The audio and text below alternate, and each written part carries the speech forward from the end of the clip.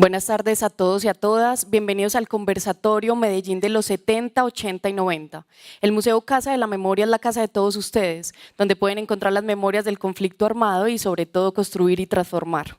Por eso hoy tenemos nuestro conversatorio Medellín de los 70, 80 y 90 y la premiación de los estímulos. La línea temática Medellín de los 70, 80 y 90 busca reconstruir las memorias de lo ocurrido en estas décadas para generar reflexiones críticas que nos permitan, como sociedad, resignificar esas memorias a partir de la deconstrucción y transformación de las representaciones sociales asociadas con la violencia sufrida. Los asistentes en el conversatorio podrán realizar preguntas por escrito y estas serán entregadas a la moderadora para que entren en el debate. Pero primero, Adriana Valderrama, directora del Museo Casa de la Memoria, nos contará acerca del proceso de la convocatoria pública Medellín de los 70, 80 y 90 y por qué la pertinencia de este tema en el 2017. Adelante, Adriana. Por acompañarnos hoy aquí en el museo. Hoy es un día muy importante para nosotros, pues para mí como directora en nombre de un equipo, que eso sí lo quiero pues como compartir con todos ustedes, y es que yo acá pues me siento, pero yo tengo detrás a un equipo muy grande, son 40 y pico de personas, todas muy comprometidas con este tema, que de alguna manera todo el mundo en el museo participa en estos procesos. Entonces quiero pues como dar las gracias al equipo y que ustedes sepan pues que yo estoy aquí como en nombre de todos ellos.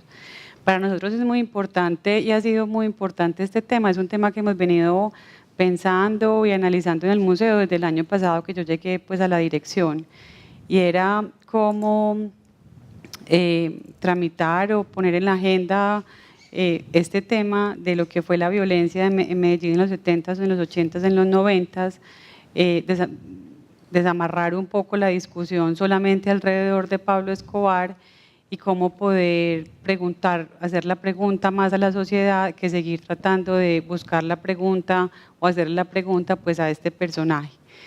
Entonces les voy a contar un poquito el contexto de por qué llegamos al tema, porque tampoco fue que llegamos a este tema por un antojo que se nos ocurrió pues aquí a puerta cerrada entre todos, ni tampoco es un tema que nos lo está poniendo una agenda mediática, ni tampoco decidimos hacer esto pues porque ha venido el rapero tal y el señor alcalde salió y dijo Pascual, sino que esto tiene por detrás pues unos hallazgos y un trabajo muy juicioso de análisis de unos hallazgos que se hizo en unos procesos del año pasado. Para hacerles un poquito el contexto también de por qué las convocatorias, les voy a contar como esto muy a grandes rasgos, creo que ya lo he contado en otros espacios. No veo caras así como de las usuales ni las que siempre tenemos acá, entonces voy a volver a contarles un poquito. El museo, que se los estaba tratando aquí de explicar a algunos de los que nos acompañan en el panel, es un proyecto que tiene una larga historia. El museo tiene los orígenes en la unidad de víctimas de la ciudad de Medellín, en la alcaldía de Sergio Fajardo, como una línea al interior de la unidad de víctimas. Las víctimas querían tener un espacio donde poder hablar de memoria. Durante la alcaldía de Alonso Salazar, esa línea toma fuerza y todo este trabajo de las víctimas en la unidad llega pues a esta discusión de si las víctimas querían tener un museo o una casa donde ellas pudieran reunirse, trabajar sus proyectos. Y hay un trabajo que se hace, se invita como una discusión ciudadana, están las víctimas, está el sector social, está la academia, y en esa discusión, ese documento está en el CRAM del museo, no es conclusivo tampoco, se llega como a un acuerdo de que la ciudad quería o necesitaba un museo casa. Y así se mantiene el proyecto durante la alcaldía de Alonso. Alonso termina su alcaldía entregando el edificio casi que en obra negra, y en la alcaldía de Aníbal Gaviria el museo sale de la Secretaría de Gobierno, pasa a la Secretaría de Cultura, y es durante esa secretaría, esa administración, pues que se abre como el servicio al público y se acaba como la dotación de la parte interior del museo, y se inaugura la sala central, la sala de Medellín Historia de Memoria de Violencia y Resistencia, como en el 2004. A finales del 2015, el museo, por decreto del Consejo de Medellín, se convierte en un ente descentralizado. Y así es como llega la nueva administración, a la que ya llego yo pues a la dirección, y por primera vez el museo ya como ente descentralizado participa del Plan de Desarrollo de Medellín. Esto quiere decir que la mayoría de los recursos, casi que el 95% del recurso que recibe el museo viene del municipio directamente. Entonces, aquí parte del recurso sale para mantener esta infraestructura, todo lo que se llama funcionamiento. Como ustedes saben, el museo, todos los servicios que prestan son gratuitos, los espacios, la entrada, nosotros no generamos recursos, digamos, de la utilización del museo ni de las capacidades que tiene el museo. Y por el otro lado, pues está obviamente lo que queda pues ya como para inversión, para personal. Entonces el año pasado, por primera vez ya en función del plan de desarrollo, de tener como una misión muy clara que sale de este decreto que se da en el 2015, y ya como con unas responsabilidades ya como ente descentralizado en relación del conglomerado, nosotros decidimos como que parte de ese recurso que maneja el museo lo teníamos que trabajar pues con el territorio, y que la manera como más transparente, democrática de hacerlo era por medio de unas convocatorias. Es imposible pensar que nosotros aquí a puerta cerrada pues vamos a construir los contenidos que el museo presenta, o las investigaciones las vamos a hacer si no está de la mano pues la comunidad. Entonces nos acogimos a la plataforma de la Secretaría de Cultura y por primera vez sacamos la convocatoria pública. En esa convocatoria pública, en esas decisiones, el museo, ni la dirección, ni nadie del museo participa. Se hace todo a través de la Secretaría de Cultura y de unos jueces y de unos calificadores externos que toman las decisiones de cuáles de los proyectos que se presentan son los elegidos, siguiendo pues obviamente una normatividad y una reglamentación que ya está dada de antemano por un decreto de Secretaría de Cultura de Medellín. Y el año pasado la pregunta que le hicimos a la ciudad de Medellín era: ¿cómo se imagina la gente de Medellín la vida en paz? ¿Qué es la vida en paz? ¿Por qué? Pues porque si tenemos tantos años de violencia, tenemos muchos recursos simbólicos, del lenguaje, éticos, estéticos, para referenciar qué es el conflicto y qué es la violencia, qué es la guerra. Pero muy difícil cuando uno le hace esa pregunta a la ciudadanía, ¿qué se imagina usted que es la paz? Pues porque no la conocemos, no hemos vivido en ella. Entonces los referentes son muy simples: una paloma, unas manos cogidas, un mundo, un planeta Tierra con unas manitos alrededor y unos niños. Pero ¿cómo es eso? O sea, ¿qué es la paz? Y eso cómo se construye, eso cómo se materializa, eso cómo se lleva a la praxis. Eso nosotros no lo sabemos. Sabemos mucho de la guerra y del conflicto, más de este otro lado no. Pero sabíamos que el museo, ni desde la investigación académica podíamos darle una respuesta a eso. Y sacamos la convocatoria, que fue todo un éxito. Nos permitió trabajar con diferentes equipos, grupos, colectivos, trabajos también individuales, en fin, que se ganaron esas convocatorias. ¿Qué surge? ¿Qué son los hallazgos como más importantes que encontramos ahí? Unas dinámicas muy de la ciudad que poco se comunicaban con el contexto actual que estábamos viviendo el año pasado, de la negociación en La Habana, y de una violencia muy de la ciudad, que implica como unas dinámicas muy particulares, donde el ciudadano de Medellín tiene unas preguntas y unas necesidades territoriales muy distintas a las que se están negociando, o a esos 5 puntos acordados, porque se ven lejanos, pues no responden a esa cotidianidad y a ese día a día tan complicado que tienen muchos de los habitantes de Medellín. Y ahí encontramos que muchas de esas dinámicas que están instauradas, muchas prácticas que tenemos hoy en día, estaban completamente relacionadas con unas prácticas que las mismas comunidades reconocen como en el territorio, con unas violencias de los 70s, 80s y 90s, y de unas dinámicas que se convergieron en la ciudad, unas de manera positiva, otras de manera negativa, y que son las que de alguna manera todavía se viven y se reviven y se reactualizan constantemente en la ciudad de Medellín. Entonces nos dimos cuenta de que había necesidad como de volver a hacernos la pregunta sobre esa temporalidad. Paralelo a ese proceso, porque esto es un proceso que va andando, en el museo hay muchos procesos pasando al mismo tiempo, teníamos el proceso de Sala Central. Cuando nosotros llegamos aquí el año pasado, Sala Central no se le había hecho pues un mantenimiento desde la inauguración, y tenía pues una necesidad de una intervención urgente. Entonces nosotros nos sentamos con Explora, que fue desde allá que se diseñó como el software y la parte como técnica de la sala central, a pensar, bueno, pues vamos a poner esta sala pues como a tono, en fin.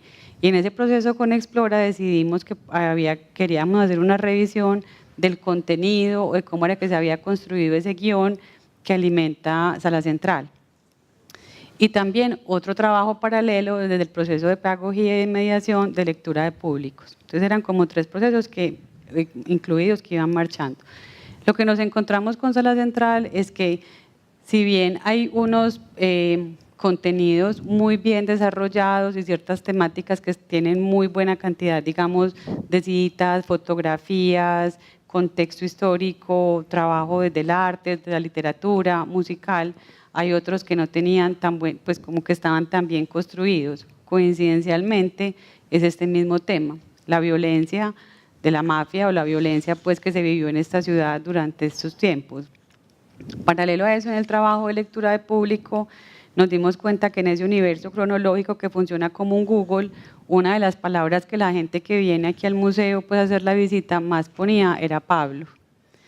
Entonces, con estos 3 hallazgos nos dimos cuenta de que era pues una necesidad, hay una demanda de la misma ciudadanía y del mismo territorio de volver a hablar del tema, de indagar sobre el tema y lo sucedido, y que pues ¿no es cierto?, es parte de la misión del museo, es hacer memoria, y que era una necesidad y casi pues que una deuda con la ciudad de Medellín, que somos los únicos que tenemos un museo Casa de la Memoria en Colombia.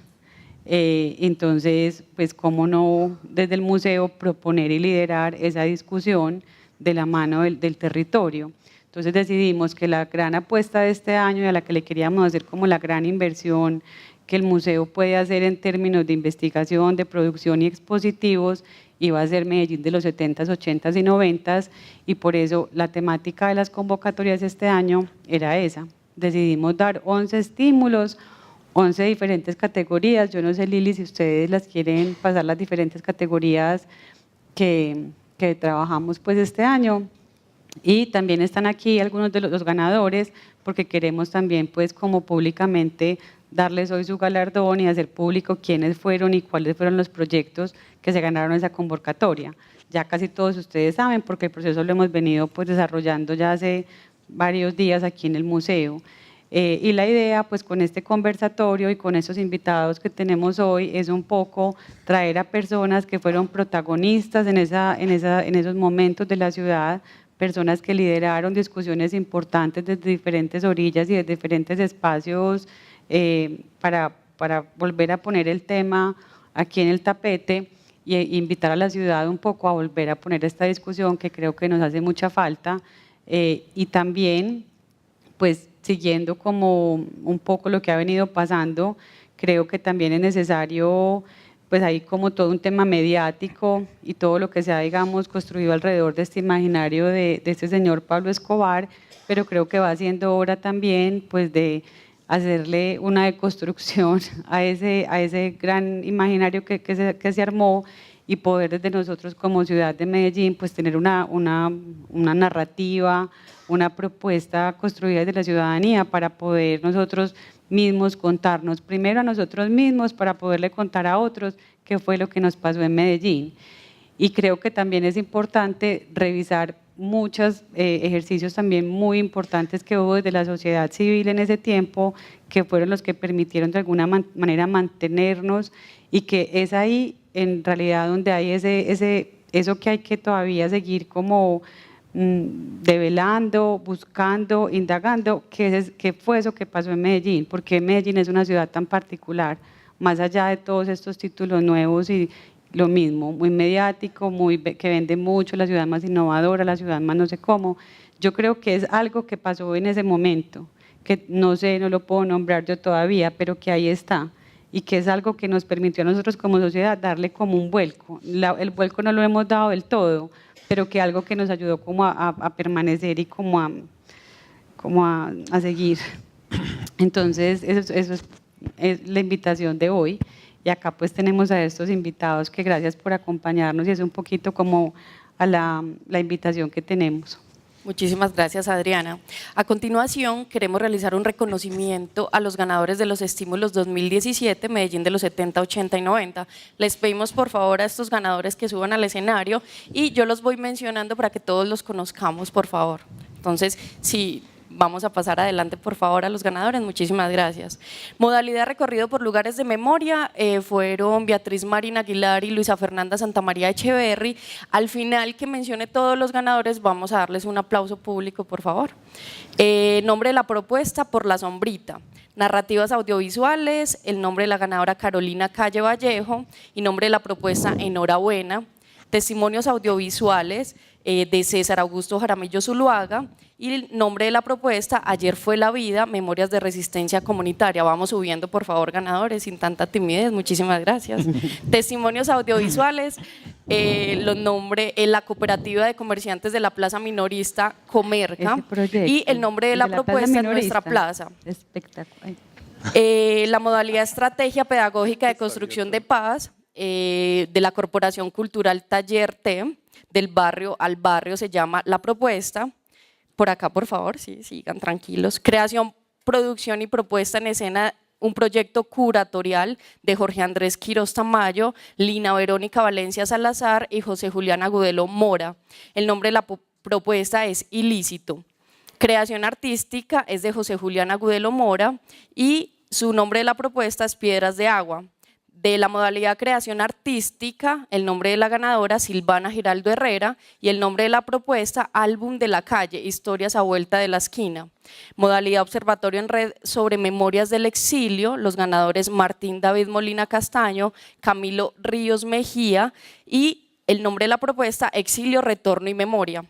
De la modalidad laboratorio de creación de piezas, imagen, texto, los ganadores fueron la Corporación Full Producciones y el nombre de la propuesta Resident 13. Modalidad montaje teatral de sala con la participación niños y niñas, los ganadores fueron Luz María Rosero Rojas, Héctor Enrique Londoño Montoya y Paula Andrea Castañeda Toro. Nombre de la propuesta Tiempos de Guayacán. ¿Les podemos dar un aplauso, por favor? Les hacemos un reconocimiento por ser nuestros ganadores.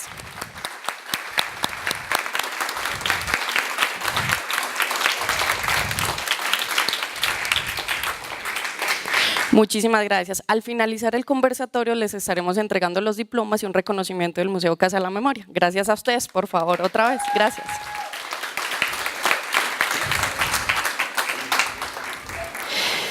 Ahora continuamos con el conversatorio. Este conversatorio activa la discusión constructiva y la reflexión del fenómeno de la violencia de la Medellín entre los años 1970 y 1999. Para este diálogo contaremos con personajes de la cultura que vivieron algunas de estas décadas y que registraron y registran aún estas historias a través de su oficio. Nos acompañan el director de Verdad Abierta, Juan Diego Restrepo, los fundadores del periódico La Hoja, Héctor Rincón y Ana María Cano, el director de Universo Centro, Juan Fernando Ospina. El filósofo, músico y poeta Víctor Raúl Jaramillo se disculpa a última hora porque tuvo un inconveniente personal. La moderación está a cargo de la directora del Museo Casa de la Memoria, Adriana Valderrama, y la metodología será la siguiente. Adriana va a moderar el conversatorio a partir de la realización de 3 preguntas a los invitados relacionadas con las vivencias, experiencias, aprendizajes y resignificaciones que los invitados le han dado a los conflictos ocurridos durante el periodo de 1970 a 1999 en Medellín. Adelante, Adriana, con la moderación. Bueno, a los ganadores de los estímulos, felicitaciones. Aquí en el museo, pues, los vamos a acompañar a todos en esos procesos en el territorio. Adriana, perdón un momento, algo muy importante. Melisa, por favor, identifícate. Va a estar pasando con papelitos para las personas que quieran hacer preguntas. Muchísimas gracias. Y los estará recogiendo. Perdón, Adriana.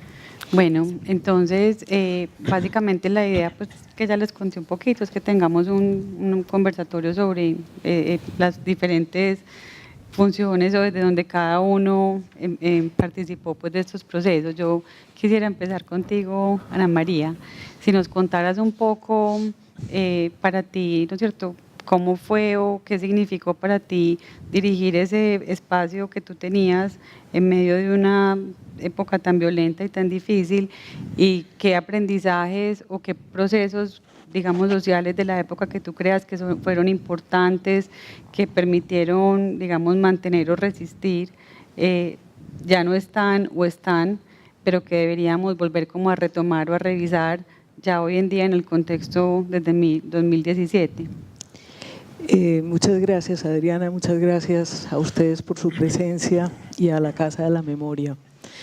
En los años 70, cuando empezaba a hacer periodismo, esta era una ciudad que parecía apacible y que parecía que apenas estaba comenzando ese hervor que después vendría en los años 80.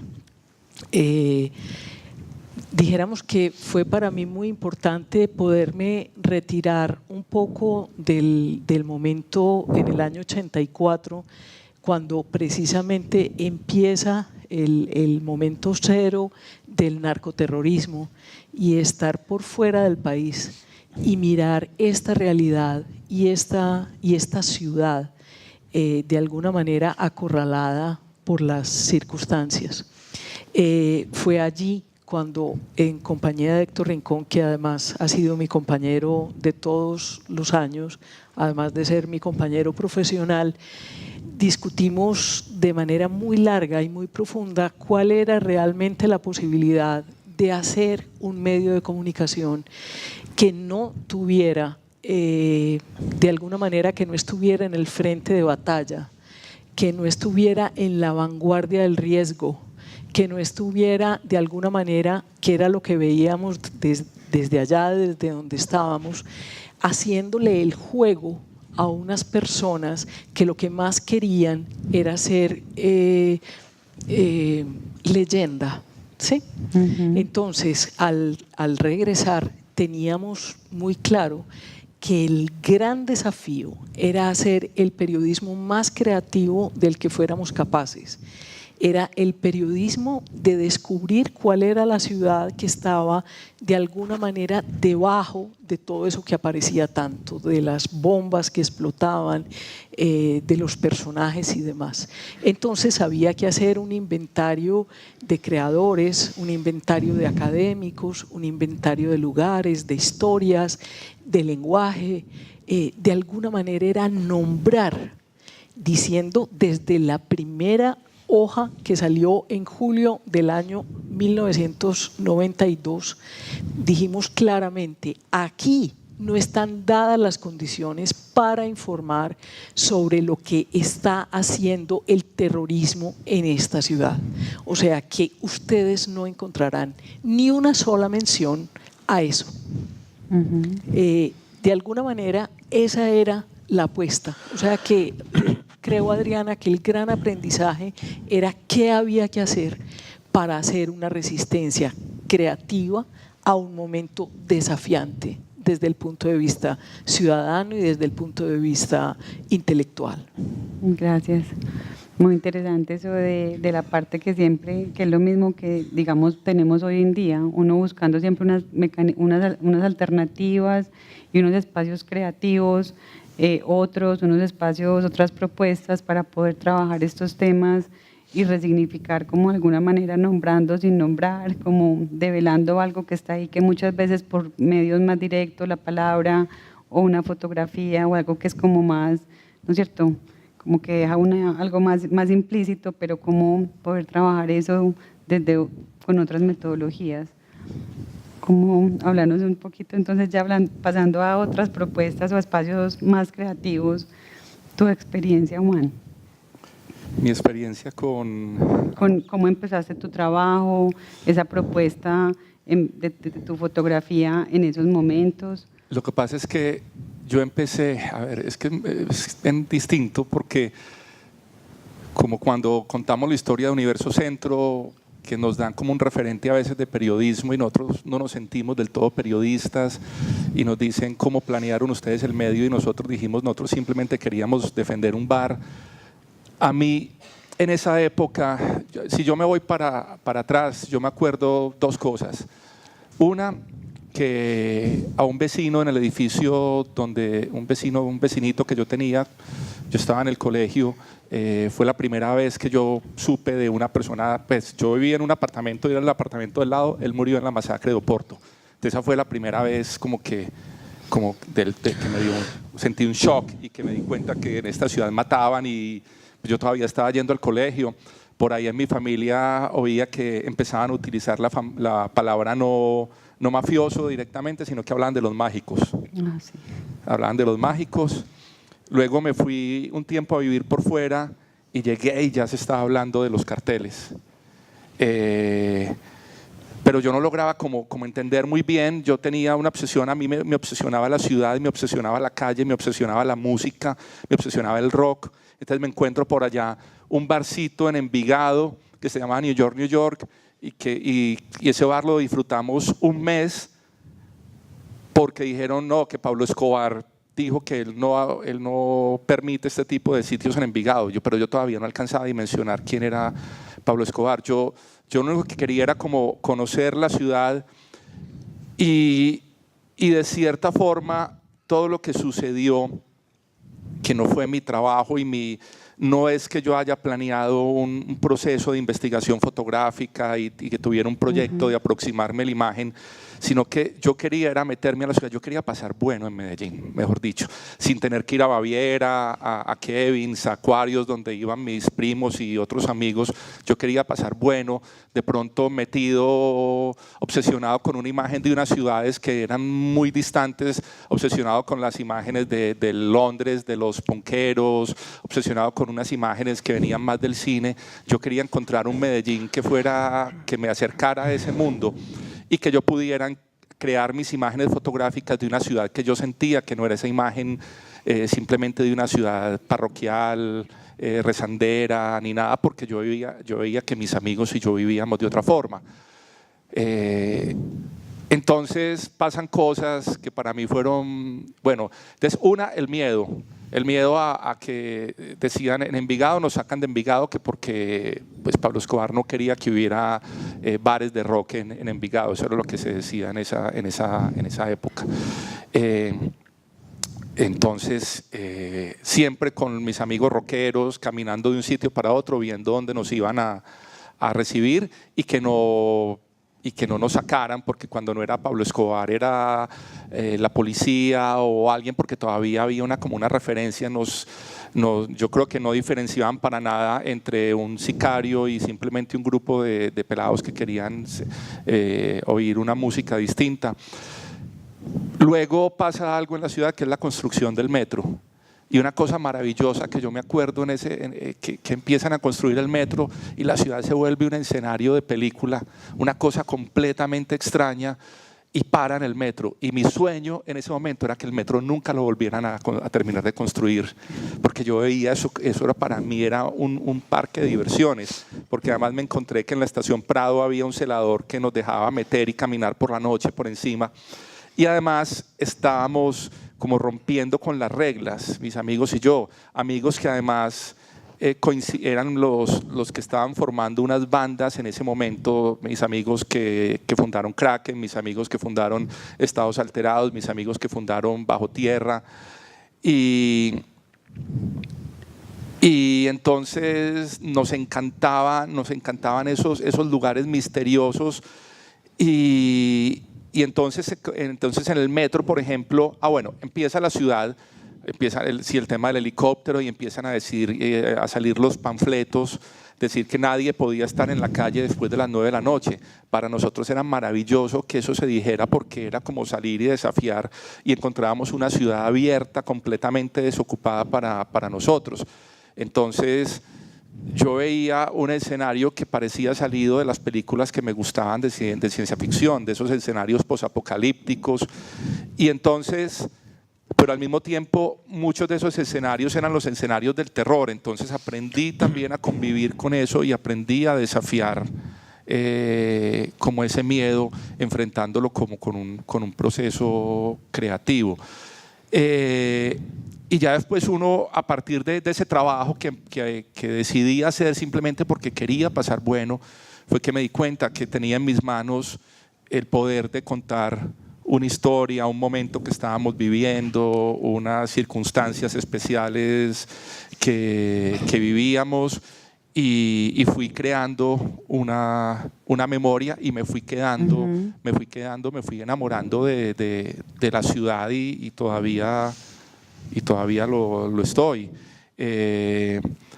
Pero no, yo todavía dudaba si iba a ser fotógrafo, no, yo no soñaba con que algún día iba a publicar.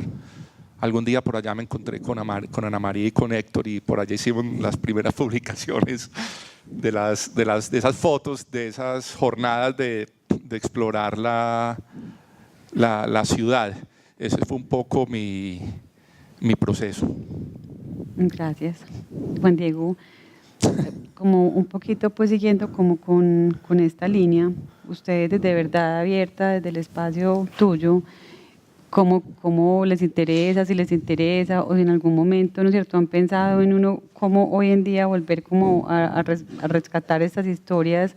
Porque a mí me pasa constantemente, pues yo soy creo que como de la misma generación de Juan, y mi relato fuera distinto, o sea, yo por lo menos a mí el miedo sí me invadió mucho. Yo no disfruté tanto pues de esas épocas de no poder salir y del panfleto a las 9 de la noche, porque a mí sí me daba mucho miedo, ¿no es cierto? Entonces uno pues, tiene como unos relatos que los comparte con las personas que son como de la misma generación de uno, que éramos como los que éramos entre medio adolescentes, medio como entre saliendo del colegio, la universidad, como en un momento que es como el mejor momento, por así decirlo, como de la vida, que todos queremos como salir a explorar, vivir.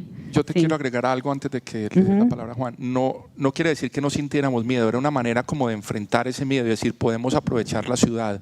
Es como, en esa época no se hablaba tanto de deportes extremos. Ahora, en vez de tirarme en parapente o hacer bungee, yo creo que la manera era como salir a desafiar la ciudad en ese momento. Pero el miedo, claro. El miedo sí se sentía. Sí. Sí, yo creo que pues no hubo quien nos haya volado un poquitico más el toque de queda para poder quedar otro ratico más haciendo algo que estaba haciendo, pero volviendo pues como a la pregunta que te quiero hacer es, cuando uno se encuentra con personas que vivieron esto, la conversación fluye y uno tiene unos puntos de referencia y un vocabulario y la mafia y el mágico, pues y un montón de maneras de expresarse que entre nosotros nos entendemos. Pero si vos te sentás con una persona pues de otra generación o más joven, la gente que está ahora como disfrutando de este Medellín, que les tocó a ellos, ellos no tienen un conocimiento ni muchas veces ni la más mínima idea de lo que nos tocó a la generación de nosotros vivir aquí en este mismo territorio. Entonces, por ejemplo, a mí me parecería como muy interesante uno pensar como desde el museo y desde las mismas becas y trabajos que se hagan en territorio, uno cómo lograr como de alguna manera llenar ese vacío de contenido para poder mirar a ver entonces qué es lo que pasa en ese joven que habita la ciudad de hoy, cuáles son esos retos y cuáles son esos temores en relación con los que nos tocó vivir a nosotros. Bueno, muchas gracias a la casa por la invitación, por compartir este espacio. Yo sí debo decir que como varias cosas, mi proceso de 70, 80 y 90 es un poco distinto al de ustedes, ¿cierto? Yo llego muy tardíamente al periodismo realmente, en diciembre de 1996, entonces de ahí para atrás he vivido la ciudad y debo referirme a eso un poco para atender tu pregunta y la relación con Verdad Abierta, ¿cierto?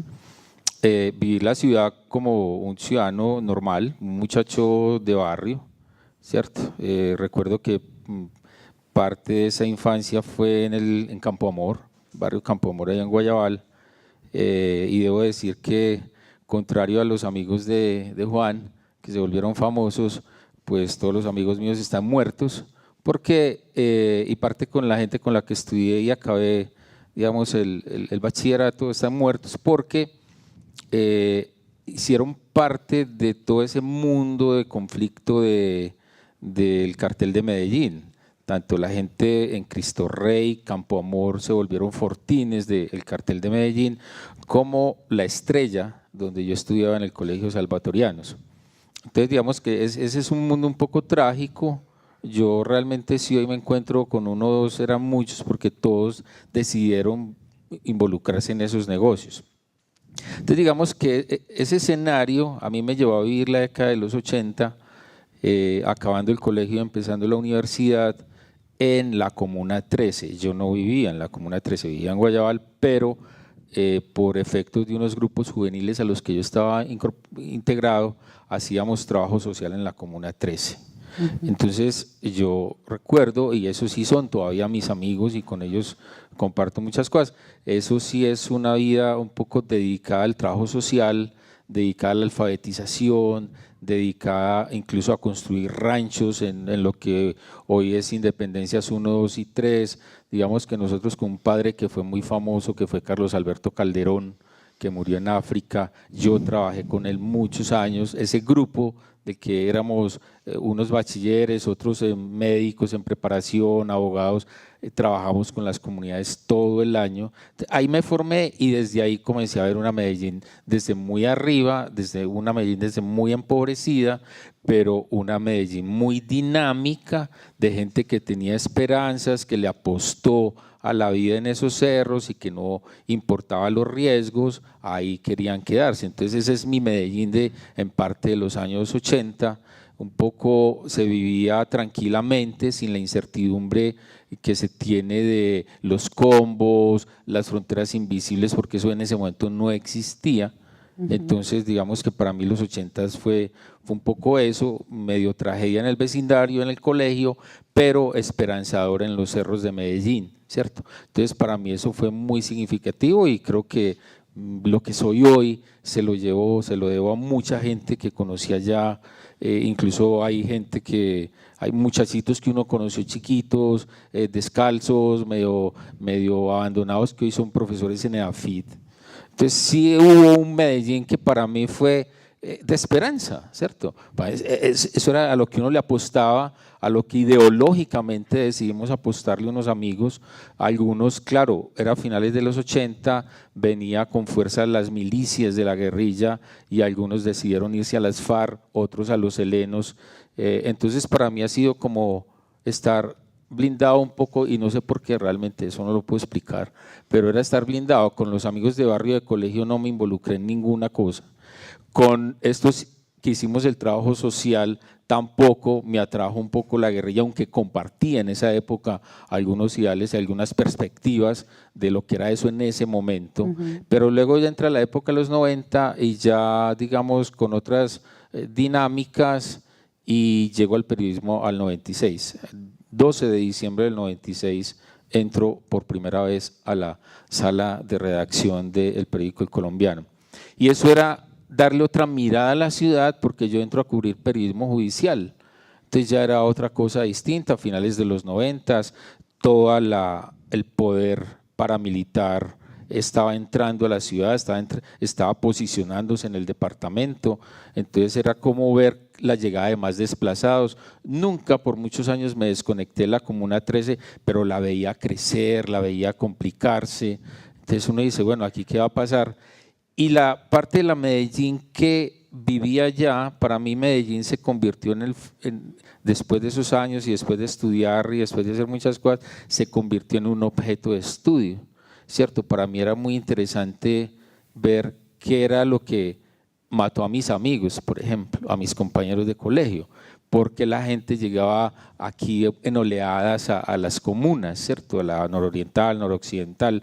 Entonces eso se me volvió un objeto de estudio que se reforzó mucho pues con lo que uno estudiaba en la universidad, con las lecturas, con los compañeros, y que Verdad Abierta en el 2009, yo entro a Verdad Abierta en el 2009, comienza como a darme insumos a partir de las confesiones de los paramilitares bajo la Ley de Justicia y Paz, o 975, que hablaban de Medellín de los 90, entonces determinaban los barrios, entonces determinaban acciones, todo ese entramado lo recojo yo, y yo digo, bueno, yo por allá estuve, yo cubrí esto como periodista, yo estaba ahí como ciudadano, yo estaba como activista. Entonces para mí ha sido como volver a reflexionar la ciudad bajo otras lógicas, ¿cierto? Entonces ha sido muy, como es el proceso, un proceso trágico, pero bastante esperanzador.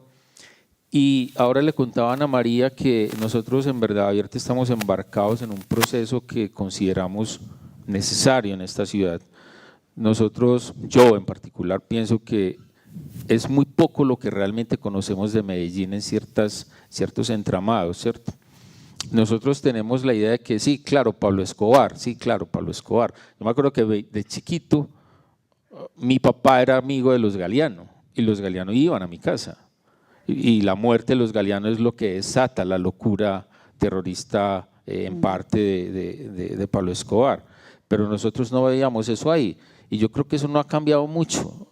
Aquí, y lo tengo que decir con mucho respeto, eso que llama Juan la cultura del mágico, la cultura del mágico todavía pervive, todavía se admira, todavía atrae, todavía involucra, como en esos tiempos. Lo que pasa es que en esos tiempos había cierta certidumbre porque uno conocía el mágico y el mágico era amigo de mi papá, entonces había cierto ámbito protector, pero ahora esos niveles de incertidumbre son mucho más altos.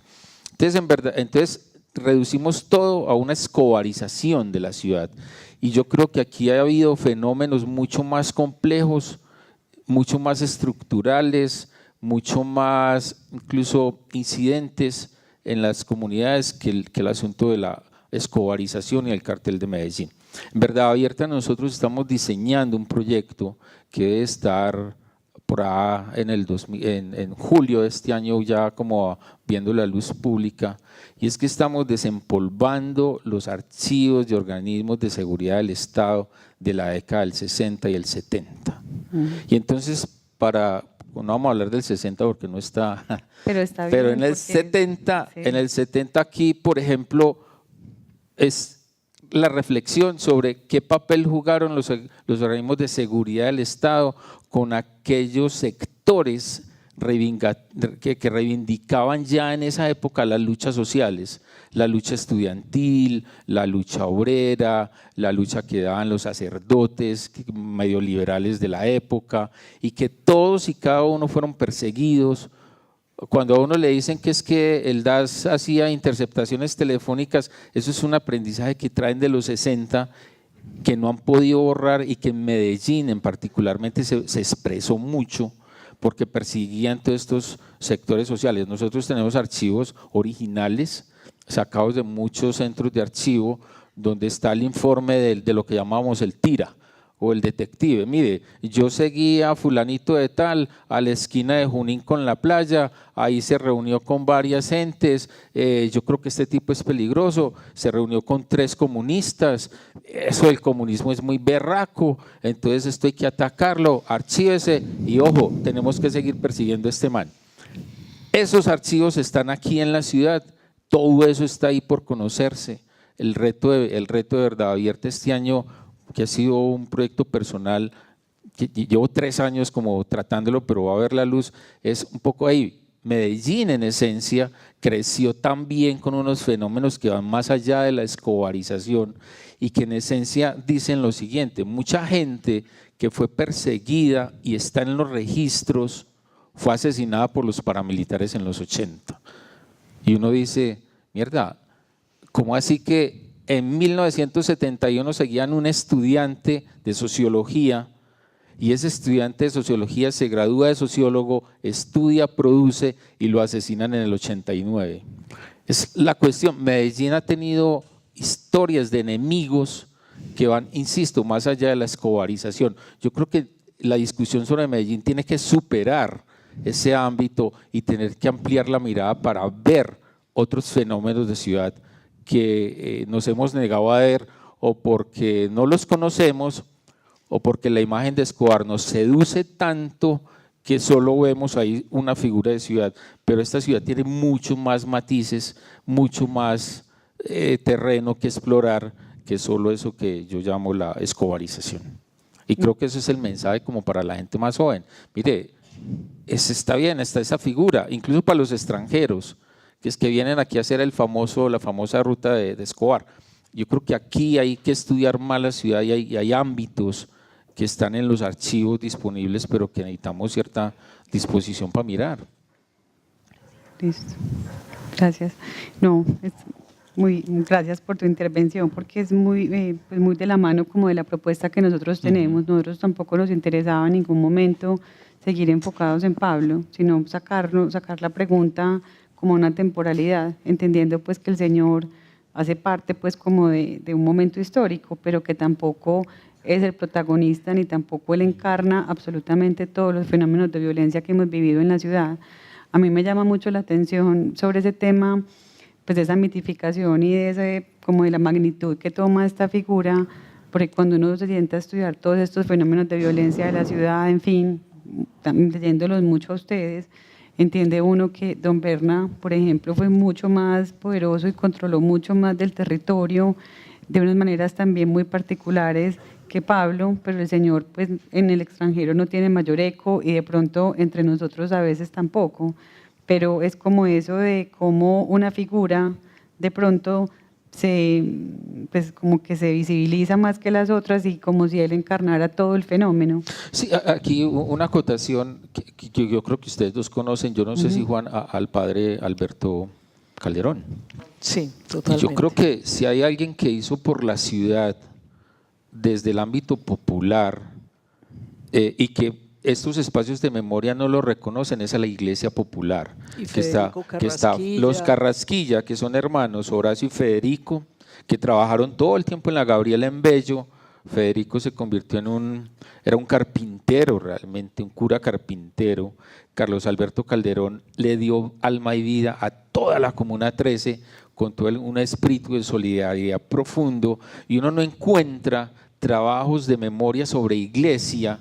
Claro, porque la Iglesia Católica genera resistencias y yo no estoy haciendo una defensa teológica, pero aquí sí hubo figuras de la Iglesia Católica en Medellín, en lo popular, que merecen Pero es hacer que- memoria sobre esos. Y que además les tocó enfrentar nada más y nada menos que Alfonso López Al Trujillo. cardenal. Sí. Hay un Es libro, una disputa entre dos Era alas peor- de la iglesia. Era peor que enfrentar a don Berna. Claro, Totalmente, realmente. y que además representaba Sí, claro. todo Pero ese seguro. poder y esa ambición. Sí, claro, Es decir, el padre todos Carlos esos Alberto. padres que hicieron además los barrios Claro. populares, porque son muchísimos de ellos, terminaron excomulgados, terminaron sacados de la iglesia, porque aquí lo más rancio de la iglesia, que ha dominado además el periodismo, es el que ha hecho que eso se mantenga a raya y que todo ese libre pensamiento. Es que aquí se dio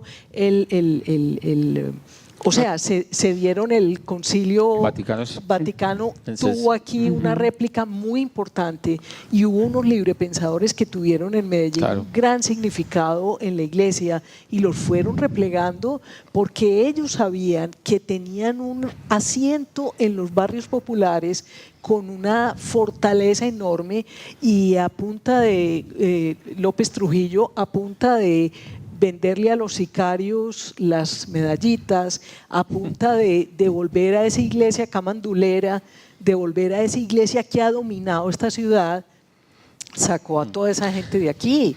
Es decir, eso tiene todo que ver no solamente con la violencia, sino también con la restricción del periodismo de esta ciudad.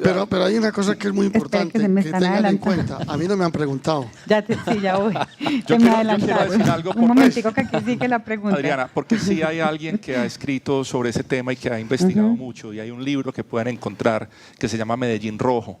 Hay un historiador de la Universidad de Antioquia que se llama Óscar Calvo, que se ha dedicado a trabajar todo ese tema de todos esos curas, los que fundaron el barrio Moscú, la historia de Vicente Mejía, la historia de todos los curas tugurianos.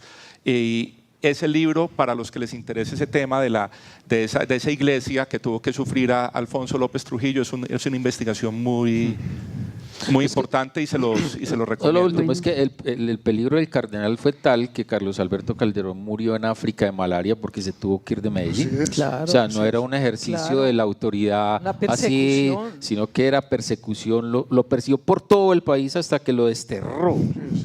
Una figura del destierro que todavía persiste por culpa de la Total. iglesia tradicional. Bueno, entonces, Antes de responder la pregunta que ya me hicieron, quiero agregarte una cosa. En esos archivos de los tiras, del DAS, del F2, El el DOC, Un día una persona muy importante de esta ciudad, que fue alcalde, que fue ministro, que fue rector de universidad, me dijo con angustia: yo sé que estoy en un archivo de esos y no he podido mover la esfera que corresponde para que me borren, y estar en eso es estar sometido a que cualquier cosa me pase. Un tipo importante. Bueno, buenas noches. Hombre, yo quiero hacer un énfasis, voy a hablar muy rápido, un énfasis en lo que Ana María contó sobre la hoja, que tiene que ver con lo que ya ella dijo, que son dos partes, pero quiero enfatizarlas.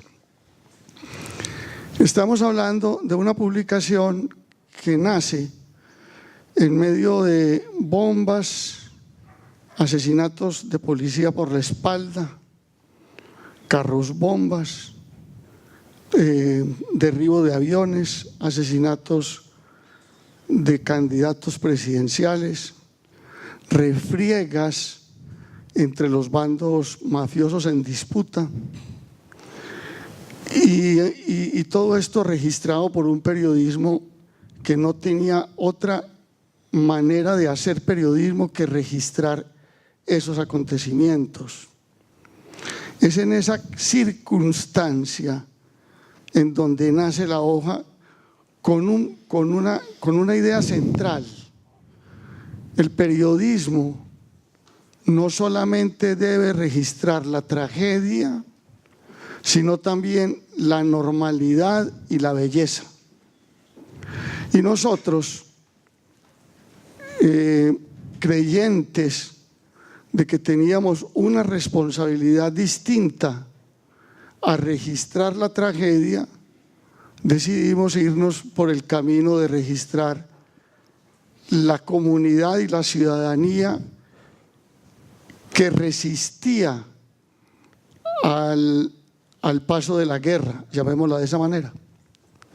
Porque si uno revisa el año 70, el año 80, el año 90, la vida seguía, pero los registros que hay en los periódicos o en los noticieros sobre qué vida seguía es muy escaso, porque generalmente los periódicos, los noticieros, las televisiones se dedicaron al registro de la destrucción de la vida.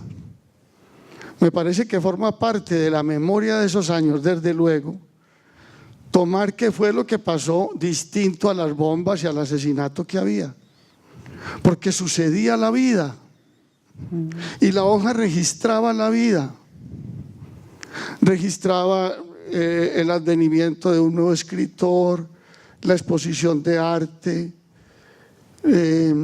la ciencia, el futuro, los hábitos, las costumbres, el lenguaje.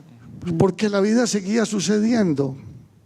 Entonces me parece que ahí estaba plasmado una resistencia periodística de oposición a la catástrofe. Y cumplíamos plenamente lo que nos habíamos propuesto, y era transmitir cómo una comunidad no se dejaba apabullar ante el acabose a la que la tenían sometida las balas. Esa es una primera reflexión. La segunda es que decidimos autocensurarnos, pero sin ningún tipo de problema ético. El primer editorial de la hoja es claramente, expone claramente el principio. Es decir, nosotros en esta publicación que nace hoy dijimos: no vamos a engordar el mito de quienes están acabando con la sociedad, porque claro que partíamos de eso. Quienes informan sobre lo que está haciendo la mafia, o informan como la mafia quiere que informen, o los matan como estaban matando a la gente que informaba lo que la mafia no quería que informaran.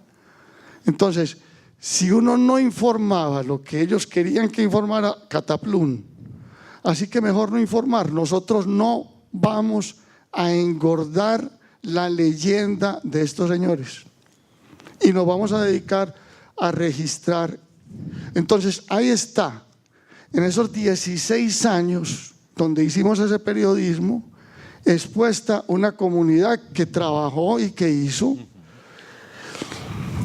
y que sobrevivió con dificultades, pero que hubo gente que estuvo y que resistió mucha más de la que estaba dedicada al conflicto, a la guerra o a esto. No era desde luego tampoco una publicación que estuviera completamente al margen de lo que estaba sucediendo. Y ya voy a terminar. Tranquilo.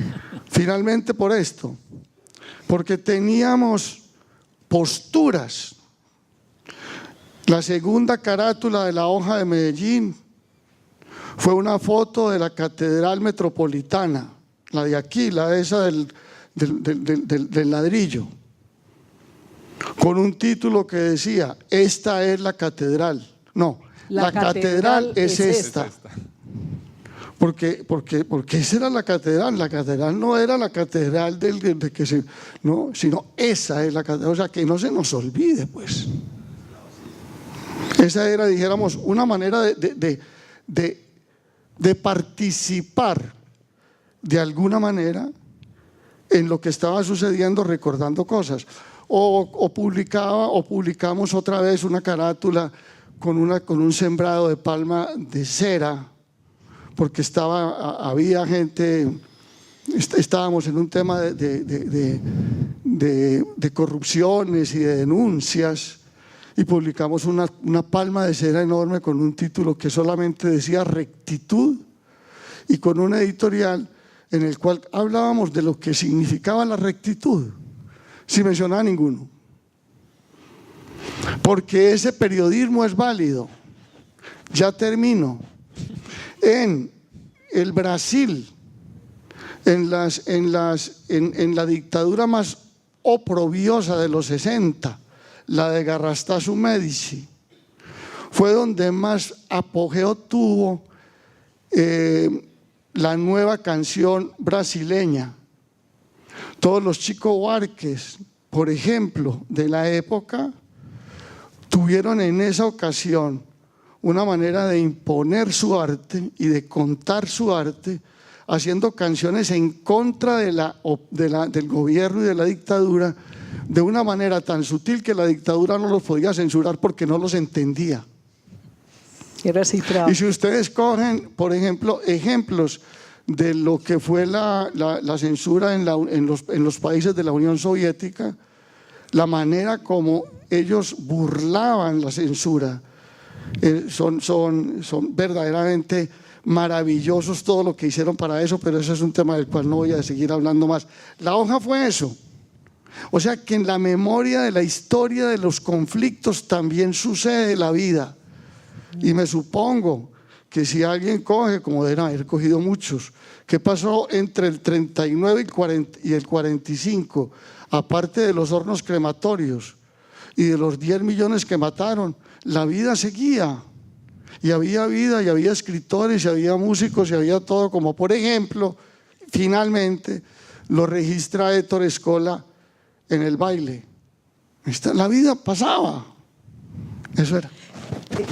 Quiero añadir una cosita, Sí. que yo creo que quedó muy en claro después de todo lo que ha ocurrido aquí, y es que el periodismo se fue familiarizando con una cosa muy fácil que se llama la puesta en escena, y es que la violencia tiene una puesta en escena tan completamente evidente que al periodista lo único que le queda es contarlo, y así de fácil, y el periodista no hace nada distinto a registrarlo.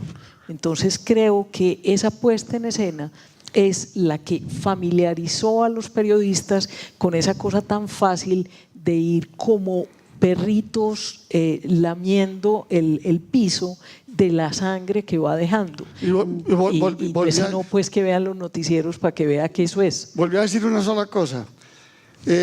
Porque ese periodismo que hacíamos también recurría a la cosa más difícil del periodismo, que es cubrir la normalidad. Es lo más complicado. ¿Cómo hacer la normalidad atractiva? ¿Cómo volver la normalidad lectura? Y la normalidad, por ejemplo, y es un tema que no podía dejar pasar, la registraba Juan Fernando Ospina, que en ese momento, como lo contó, comenzaba a apoderarse con su ojo de la ciudad. Y nosotros tuvimos la fortuna de tener las fotos de Juan Fernando y publicar las fotos de cómo Juan Fernando veía la ciudad, que era una ciudad normal, pero fuera de lo normal, donde la ciudad seguía sucediendo a pesar de la tortole y de que la gente estaba agazapada probablemente en el miedo. Y eran unos reportajes, por ejemplo, de una niña en medio de la ciudad desnuda, no la niña, la ciudad, con unos pescados, como si estuviera mercando, porque la ciudad vivía, había ciudad. Era la normalidad vista con unos ojos como los que tiene Juan para mirar la ciudad, maravillosos. Eso es, mirar la normalidad, el periodismo de la normalidad, que es complicado de hacer. Bueno, y ya como para hacerle yo aquí la última pregunta, si todos me la pueden responder, para darle ya como paso a las preguntas del público. Algo que también nos interesa pues mucho a nosotros aquí en este proceso es si ustedes nos pudieran decir algunas prácticas ejemplares como esta, por ejemplo, de hacer periodismo de la normalidad. ¿Qué prácticas ejemplares recuerdan ustedes? Bueno, ya nos han dicho varias, pero ¿alguna otra que sea interesante para nosotros volver a ir, volver a hacer memoria, indagar, investigar, pues como volver a traer como al presente un poco que nos sirva en estos momentos? Yo creo que buscar unos personajes que sean realmente ejemplares y que hayan significado la resistencia civil de esta ciudad. ¿Cómo no nombrar a Carlos Gaviria o a Nicanor Restrepo Santamaría como dos personas que a esta ciudad no solamente le dieron un centro, un pensamiento, sino una capacidad de no entregarse y de no salir corriendo? Es decir, si entendemos que todo el área académica y todo el área jurídica tenía un peso como el que tenía Carlos Gaviria y una credibilidad como la que tenía, y un empresariado del volumen y el significado en el país que tenía todas esas empresas antioqueñas que Nicanor lideraba, uno ahí ve que hay dos polos de verdadera fuerza, de verdadero significado, de verdadera ética, porque yo creo que lo que hay que demostrarle a las nuevas generaciones es que esto no es un cuento, esto no es una carreta, esto no son las tablas de la ley escritas en mármol, esto es cómo vive la gente a diario una vida de verdad, éticamente en función. Entonces yo diría que tratar de buscar con lupa personajes que en esa época tuvieron un significado, y los hay así. La hoja inventarió personajes que en ese momento ni se conocían y que fueron después personas muy importantes en esta ciudad. Entonces yo diría que por ahí propondría. Yo me acuerdo, Ana, que ustedes sacaban una columnita que se llamaba "El futuro lo construyen las personas". Así y siempre en cada revista había una o dos personas de esas. Unas de pronto con una responsabilidad social más grande, otras simplemente el violinista. Me acuerdo una vez que fotografié para a Gonzalo, a Gonzalo Espina o buscar. Eso, eran personajes que lo que dicen que es importante, de gente que siguió su vida en medio de toda esa violencia, y así hay muchos. Y yo creo que hay unos a un nivel un poco más trascendental para la vida del país, como por ejemplo los que acabas de mencionar, pero hay otros a nivel del arte y la cultura. En esa época, en los 80s, 90s, ¿cómo olvidarnos de... Bueno, a mí no me tocaron esas bienales de Coltejer, pero toda esa generación de arte que vino después. A mí se me viene a la cabeza un personaje que admiré mucho y que extraño mucho, como Adolfo Bernal. Total. Ahora, con todo lo cascarrabias y difícil, ¿cómo no va a extrañar uno a Alberto Sierra? Y toda esa cantidad de gente que estuvo acá, y que ustedes fueron personajes todos que pasaron por las por las páginas de la hoja. Y eso yo quiero rescatar ese trabajo que ustedes hicieron, porque ustedes mostraron, como dicen, que la ciudad seguía viva y que sí, había bombas y había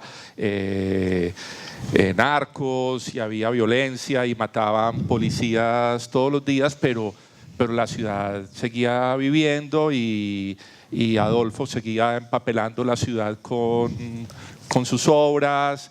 Y Julián empezaba a hablar de gastronomía, Julián Estrada, y era una cantidad de personajes, una cantidad de cosas, porque alguien diría, pero ¿cómo se les ocurre en este momento que la ciudad esté viviendo este pico de violencia, hablar si es válido o no la bandeja paisa como una creación autóctona?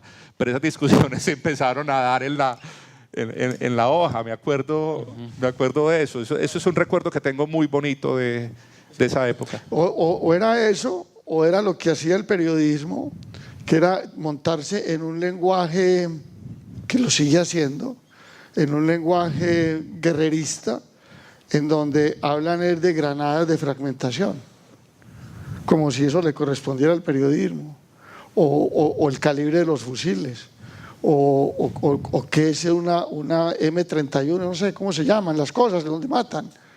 Como el periodismo transmitiendo un lenguaje eminentemente militar y eminentemente sicarial, como si le correspondiera al periodismo. Eso no le corresponde al periodismo, en mi opinión, porque el periodismo tiene que cambiar tanto el lenguaje que tiene que tender a lo cultural. Desde luego es mucho más interesante una discusión sobre si verdaderamente la bandeja paisa posee unos ingredientes autóctonos o lo que sea, a cuál es lo que en ese momento era una bomba de mediano poder. ¿Qué es mediano poder? Pues puta, mediano es comparado con quién. Y eso lo publicaban los periódicos como lo siguen publicando ahora. Muchas gracias. Yo creo que un poco apartándome de ustedes, cada vez que vengo aquí a este recinto me pasa algo, y es que siempre tengo que salir un poco a defender algo.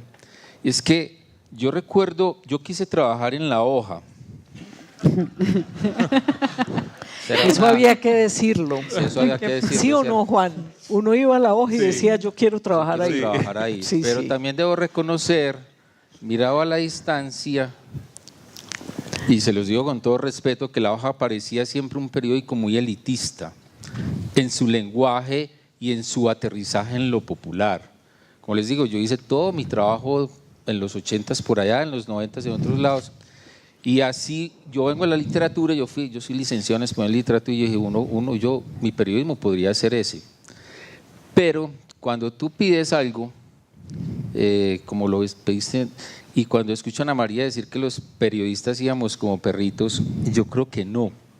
Yo creo que sí, yo creo que los periodistas, uno necesita el periodista que cuente la vida, como lo hicieron ustedes y un poco como lo hace Universo Centro, pero uno también necesita el periodista que cuente la muerte, porque es que la muerte hay que contarla, la muerte hay que relatarla. Lo que pasa es que habría que mirar con qué temas, términos y enfoques se contaba la muerte. Total. Y yo creo que aquí ha faltado mucho destacar ese periodismo que contó la muerte, porque aquí hay gente que se jugó la vida por eso.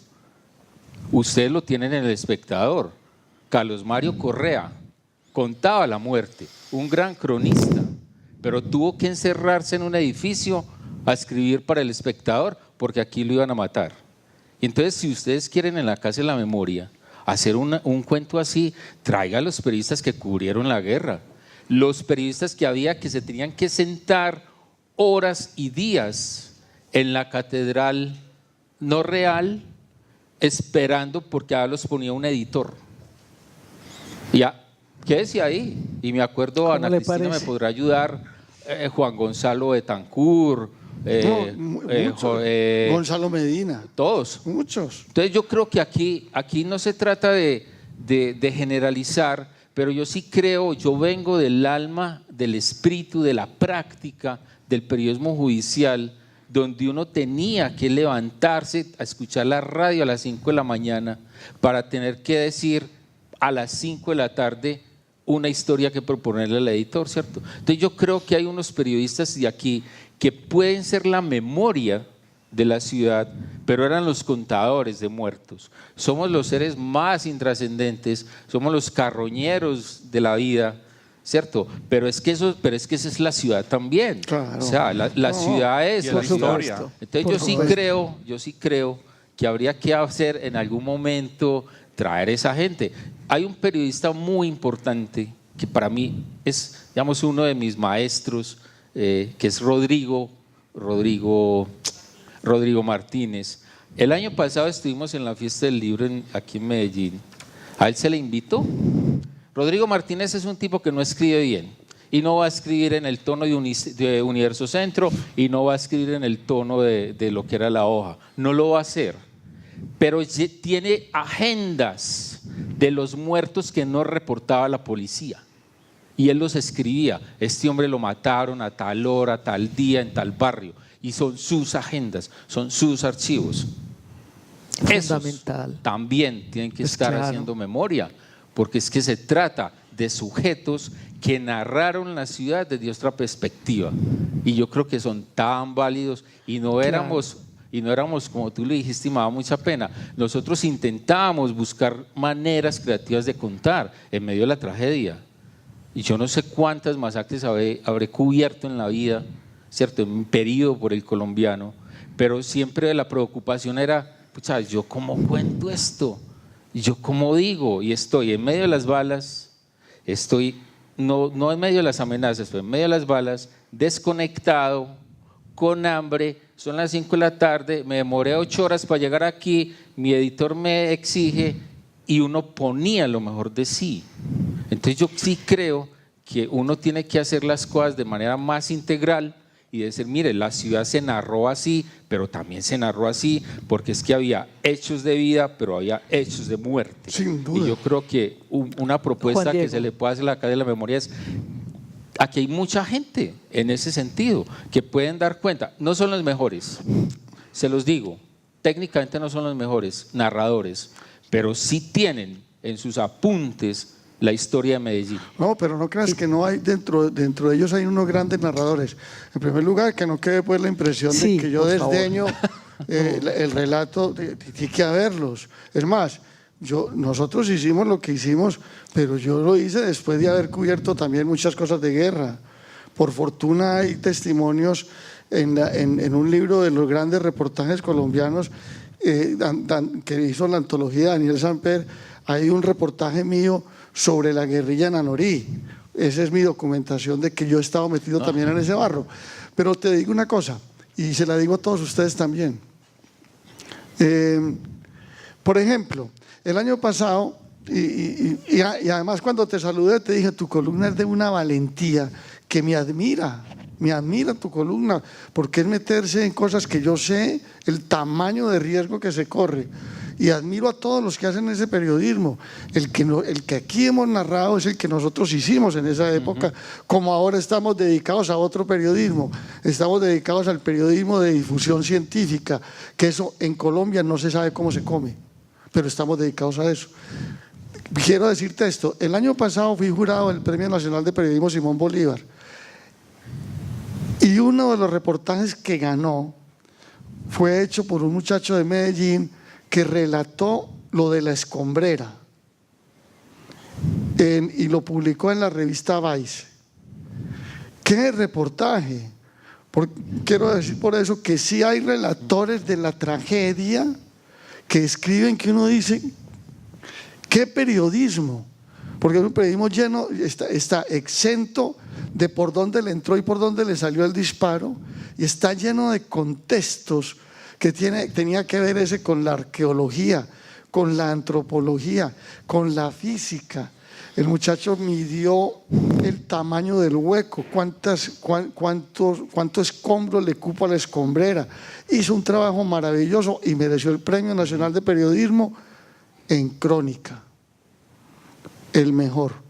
Eso quería decirte, pero además que no quede la impresión. Pues, yo quiero ante el público y ante Juan Diego especificar que cuando dije parecen perros lamiendo la sangre que hay en el piso, me refería concretamente al tipo de reporteros mecánicos que están especialmente en medios audiovisuales, RCN Televisión, en donde hacen ese trabajo de una manera carroñera, verdaderamente carroñera.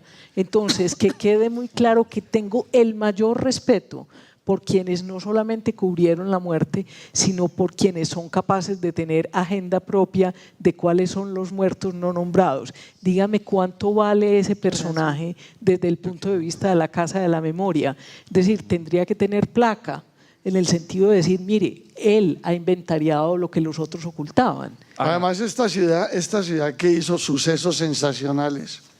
Don Upo. Aquí de pronto habrá, seguramente yo y otra persona, de pronto lo recordará, sucesos sensacionales, que tuvo uno de los columnistas más leídos de la prensa colombiana, que era Don Upo, que en 800 caracteres, 1200, hacía un resumen de un caso, una cosa maravillosa, un caso de Baranda, y con unos titulares. Le metió la mano al bolsillo y sacó 8 años de cárcel. 8 años de cárcel. A 2 columnas en el colombiano Chácara, una maravilla. Esta ciudad tiene mucha historia judicial, mucho pasado judicial, de coberturas muy buenas. Aquí hubo un tipo que se llamó el papá de Rodrigo Pareja, que se llamaba Luis Pareja Ruiz. Era un cronista de Baranda extraordinario, cronista. No un contador de muertos, sino un cronista. Cogía el hachero que reconstruyó Juan José Hoyos. El crimen de la Guacatala. El crimen de la Guacatala que Juan José reconstruyó. En fin, pero no es una cosa de periodismo. Pero esos archivos, para que sepan que hay un lugar maravilloso que se llama la Sala Antioquia, total, que pueden encontrar todas las memorias de Don Upo y de sucesos son sensacionales. Yo hace un par de años murió un amigo, un fotógrafo, le decíamos el 9. En realidad el 9 no, le decíamos Care 9. Después algunos trataron de ser más suaves. El 9, él fue una persona que vivió de cerca y sufrió y le dolió y estuvo a punto de que lo mataran muchas veces, se orinó del miedo más de una vez. Y después de vivir todo eso y de vivir el conflicto de cerca, y siendo casi un participante de ese conflicto, él me decía, hermano, él trabajaba para la AFP, una de estas agencias internacionales, y ahí es donde yo entiendo lo que dice Ana. Un momento en que me decían, hermano, el trabajo está re mal, y yo le decía, pero ¿por qué 9? Si vos te movés de un lado para otro todo el tiempo. Y me dice, no, porque es que ya los editores internacionales me pusieron un límite de muertos. Me dicen, si hay una tragedia o hay una masacre o algo y hay menos de 4 de muertos, de menos de 3 muertos, no nos interesa, porque ya nos interesan son las masacres que tengan de cierto número de muertos para arriba. Entonces yo creo que esa es la diferencia. Tampoco nosotros, por ejemplo, en Universo Centro nos dicen muchas veces también que hacemos un periodismo light. Yo les digo, periodismo, y nosotros... Muchas gracias por decirnos periodismo. Nosotros lo que hacemos es una cosa, un cadáver exquisito cada mes, que nos movemos entre el periodismo, la literatura, el arte. Nos gusta conjugar con todo un poco. Creemos que estamos cumpliendo una función distinta, pero mis respetos para ustedes que hacen esa labor tan dura y tan peligrosa. Y me acuerdo perfectamente de las palabras del 9 diciéndome que casi que le ponían por cada crónica que hacía fotográfica, le ponían una tarifa, y entonces había una masacre de 5 muertos en tal parte y le decían, no vaya, ya no nos interesa, 5 muertos en Colombia no es noticia. Yo tuve un editor alguna vez que dijo, como aquí en Antioquia, yo no recuerdo la cifra, pero yo creo que en algún momento, en finales de los 90, cubríamos, por lo menos yo tenía como la obligación de cubrir 2 masacres a la semana, más o menos. Entonces se adoptó como la idea de que ya no cubramos más porque esos son los mismos muertos, las mismas víctimas llorando, y esa es la misma cosa, lo que tú decías del teatro, de la puesta en escena. Pero yo creo que en el fondo, sí insisto en como en advertir o resaltar que había gente que quería contar eso de otra manera. Y que eso podía mostrar como situaciones claras. Y como les digo, yo vengo de ahí y me quedé ahí porque todavía Verdad Abierta, bueno, ya no cubrimos eso, pero seguimos reflexionando la guerra, mirándola hacia el pasado, seguimos reflexionando la paz y seguimos pensando con temor en las nuevas guerras, porque así va a ser, ¿cierto? Pero sí creo que había mucha gente en salas de redacción muy preocupados como por… Pucha, yo la pregunta de uno es, ¿yo cómo cuento esto? Y eso nos trasnochaba, nos hacía pensar en otras cosas y bajo presión uno decía, ¿yo cómo cuento esto? Yo creo que nunca perdimos la perspectiva con una razón fundamental que creo que uno lo puede consultar y también podría ser un objeto de, digamos, de exposición, y es mirar toda esa prensa de la época, sobre todo en los años 80 en Medellín, en los años 90, y uno comenzar a reflexionar con todos estos muchachos jóvenes, oiga, cómo se comportó la prensa, por lo menos la escrita, que es la más fácil de traer a una, de presentar, cómo se miraban las cosas, ¿cierto? Cómo se narraban, cómo se decían, cómo se escribían, cómo eran las fotos. Creo que ahí hay una base de reflexión bastante grande que podría permitir uno tener unas sensaciones mucho más interesantes sobre los medios de comunicación en las épocas de, sobre todo 80 y 90. Y el contraste entre 70 y 80, porque realmente hubo una ciudad muy distinta entre los 70, terminaba el bachillerato y hacía la universidad y comenzaba a trabajar en periodismo, y los 80. Bueno, muchas gracias por todas las recomendaciones y todas las referencias que nos están dando. Ustedes son los primeros invitados pues, con los que estamos de alguna manera lanzando o poniendo a la ciudadanía la temática que queremos discutir.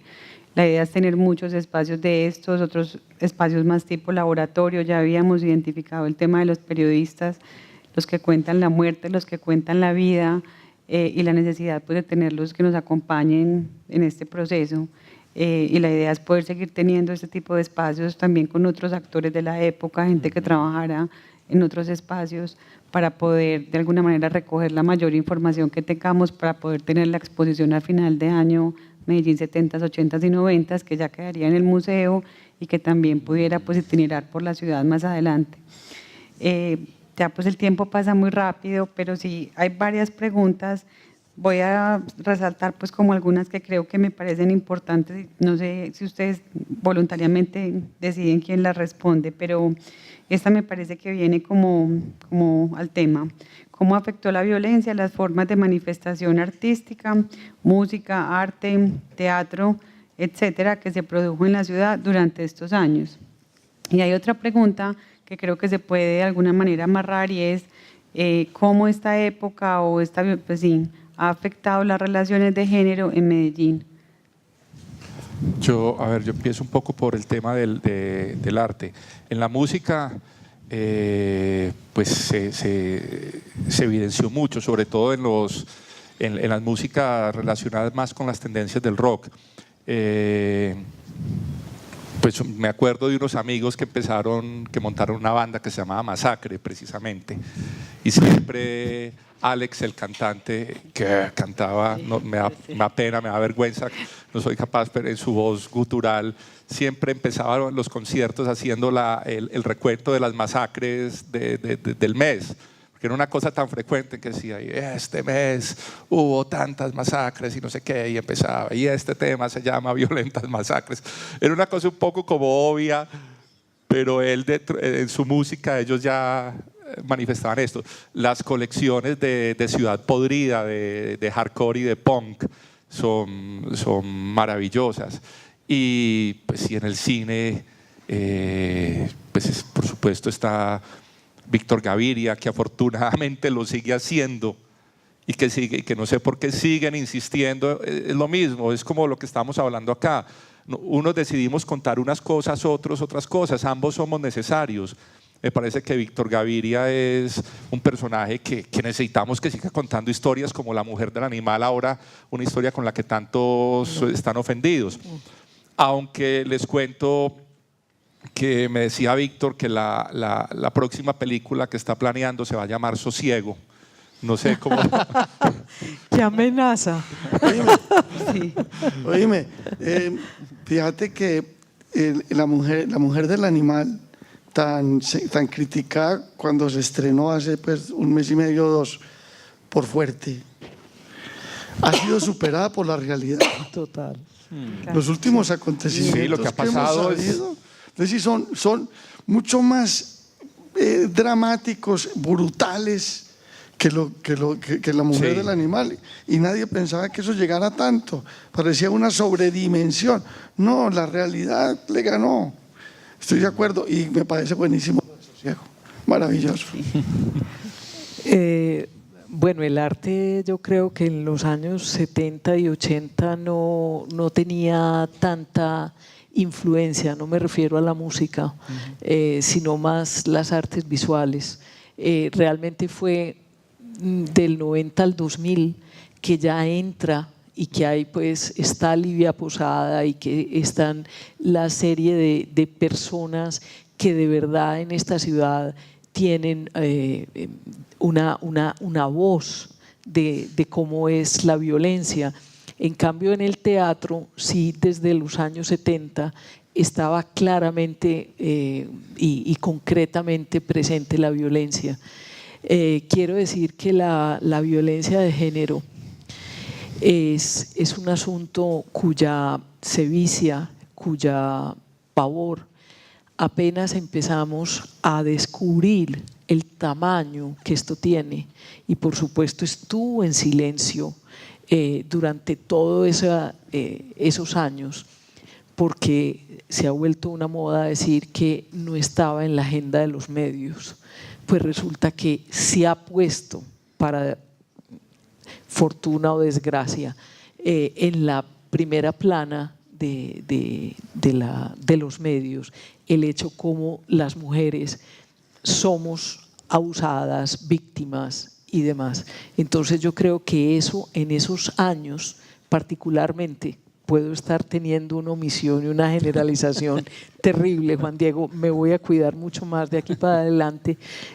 No hay una cosa muy ostensible de aquello, porque apenas ahora que la guerra está un poco, es que empezamos a mirar la guerra interna, que es la guerra doméstica. Ana, pero existe en la historia de nuestra sociedad una cantidad de casos. Hay un libro de Jorge Mario Betancourt, no me acuerdo exactamente el nombre, que es todo sobre feminicidios y crímenes de odio, crímenes que casi que desde la época de la independencia.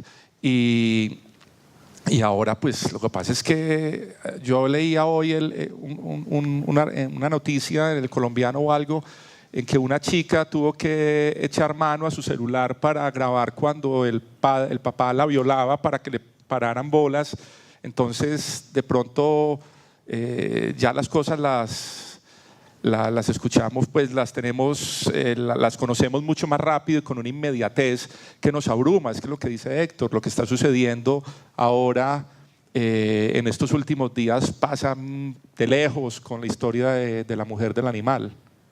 Yo tengo una preocupación, pero que no hace parte de eso, pero la expreso un poco antes de referirme a lo del arte, porque yo creo que eso ya venía pasando y venía pasando desde hace mucho tiempo. Sí. Lo que pasa es que ahora se mediatiza más. Claro. Pero yo tengo referencia de historias de abuelos, de abuelas, de tíos, de tías que hablaban también del abuso sexual interno. O sea, y del patrón con la empleada del servicio y del hijo con la empleada del… O sea, yo creo que el abuso es una manifestación que siempre ha estado ahí, pero que por el desarrollo de los medios y por algún interés particular debe, digamos, estar hoy más mediatizado que antes. Pero creo que muchos fenómenos de esos vienen desde hace muchos años en las fincas, por ejemplo, sí. En el sector rural es un fenómeno usual, pero eso no llega a las noticias, por lejos, Claro. No sé. Y quería referirme a lo de los 80s. Para mí es, en medio de toda esa tragedia que se vivía, ¿cierto? Pero también de toda esa esperanza, yo reivindicaría hoy a Rodrigo Saldarriaga. Creo que Rodrigo Saldarriaga, en medio de todo, yo lo conocí en la Universidad de Medellín cuando estaba empezando la carrera de literatura 84, 85, y ya el hombre estaba preocupado, entonces nos introdujo fue a mirar los griegos, ¿cierto? A mirar de plano otras cosas para sacarnos de una ciudad muy compleja, ¿cierto? Y para mí la figura como que marcó, como que resistió un poco a esta violencia fue su teatro clásico y su teatro griego, y creo que ahí hay una figura importante que persistió con su pequeño teatro, y eso tiene que estar, y tuvo altas y bajas, pero hoy el pequeño teatro Y está Gilberto ahí. Martínez, es decir, una persona que acabamos de perder, pero que tiene una importancia nacional y casi que continental enorme. Y fue un teatro que desde los años 60 tuvo una coherencia impresionante para decirle a la ciudad lo que la ciudad no quería oír. Es decir, de verdad que sí, que esos sí tuvieron independencia de espíritu y de pensamiento desde siempre. Tal vez. Hay otro que es José Manuel Freire, que se metió Claro, un poco más con el tema urbano. Y que lo eso, mataron. Y que lo mataron. Tal vez la literatura sí quedó atrapada, ¿no? ¿O no? Digo, por la literatura sí quedó monotematizada por el tema de la violencia, ¿o no? De estas épocas, quiero decir. No, porque también hubo, es decir, menciones a lo que después ocurriría. O sea, se hizo una literatura sicarial en un momento dado, Sí. pero antes de eso, pues yo creo que los albores de lo que iba a ocurrir en Medellín está en un libro llamado Cartas Cruzadas de Darío Jaramillo Agudelo, donde de verdad ese germen de los años 70, de lo que iba a explotar, está dicho entre lo que se están carteando un par de personas sobre Medellín. Entonces cosas como esas son un verdadero guión de esa época. ¿Es ahí? Bueno. Listo. No sé si tenemos tiempo para otra pregunta o si ya tenemos, Lili, que cortar. Muchas gracias a todos. Gracias. Gracias por estar acá. Nos mandan las preguntas y las contestamos por... Bueno, los estaremos invitando a los próximos conversatorios que vamos a tener aquí en el museo sobre esta temática, y gracias a los invitados por todas las recomendaciones que nos dan. Sí, sigan viniendo. Gracias.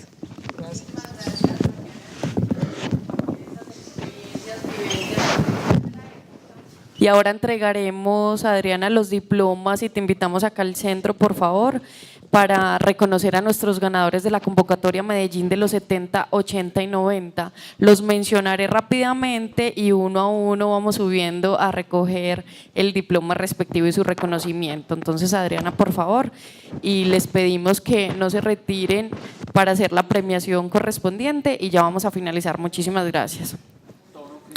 Narrativas audiovisuales, Carolina Calle Vallejo. Nombre de la propuesta, enhorabuena.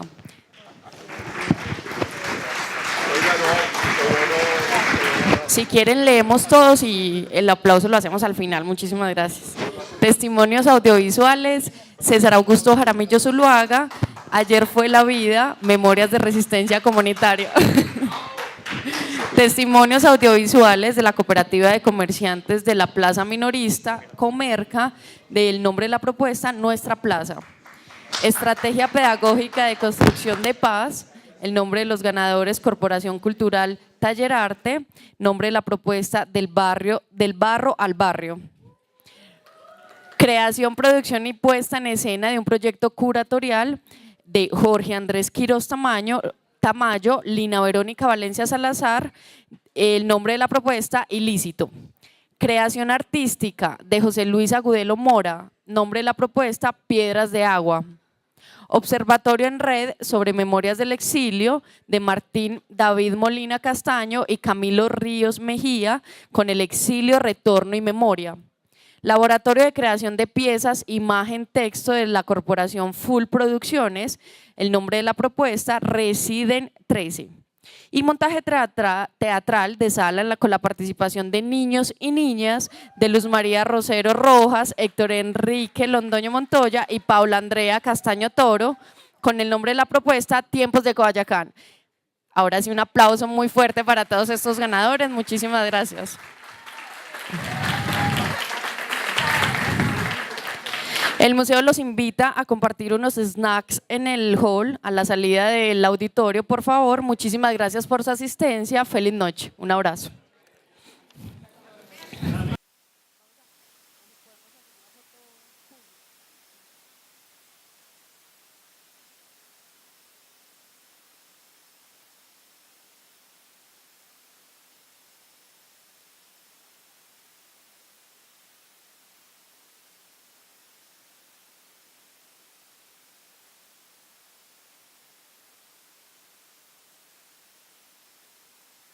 ¿Cómo estás? Ah, sí, vine. ¿Qué más? ¿Cómo te ha ido? Sí, sí te gustó. Sí, señor, también el librito. Está muy bueno, me ¿Qué sigue más? invitando. Sí, claro que sí. Usted está todavía en varias. Sí, y lo que haya me lo manda. A mí me gusta mucho todo. Y qué contento, Harry. Sí, dándole. Es que Está sí, dura sí. la cosa. Sí, mucha claro, cosa como a ya. todos. Pero bueno, ¿Cómo estás? ¿Cómo te ha ido, Harry? Oiga, No, de nunca una. me respondieron que yo le... Un abrazo. Me encantó verte por acá y yo le sigo enviando todo. Yo hágale pues un besito. Yo leí, yo entendí que era para cuestiones de los problemas, de las tristezas, de las cosas. Entonces yo le respondí que en los 60, los 70 había una cosa muy bonita, muy linda. muy No chévere. es resignificar Para la ciudad, todo. como Ancón, como tanta cosa que se hizo. Claro que sí. Y entonces yo les dije que habláramos sobre eso. Nunca me respondieron. ¿Cuándo? Yo mandé correo y te No, acuerdas que hablemos. Si quiere le podemos hacer una entrevista a la directora ahora, hablando de ese tema y desarrollamos el tema posteriormente. Bueno, pero hoy están muy... Si quieres organizamos y hablamos. Ah, yo bueno. vengo, me dices... Pero entonces venga. Yo te dejo la revista. Están los dos últimos ejemplares, te dejo la tarjeta. Déjeme la tarjeta. Isabel da pena, supuestamente iba a tomar las fotos. Sí. Es que yo tengo... Gonzalo, ¿a quién le escribió usted? A ustedes, aquí respondí en el correo que mandaron de convocatoria. Yo fui en esa época, yo hice Ancón, yo fui el que creé el Mercado San Alejo. El Mercado San Alejo lo creé el primer sábado de abril del 74.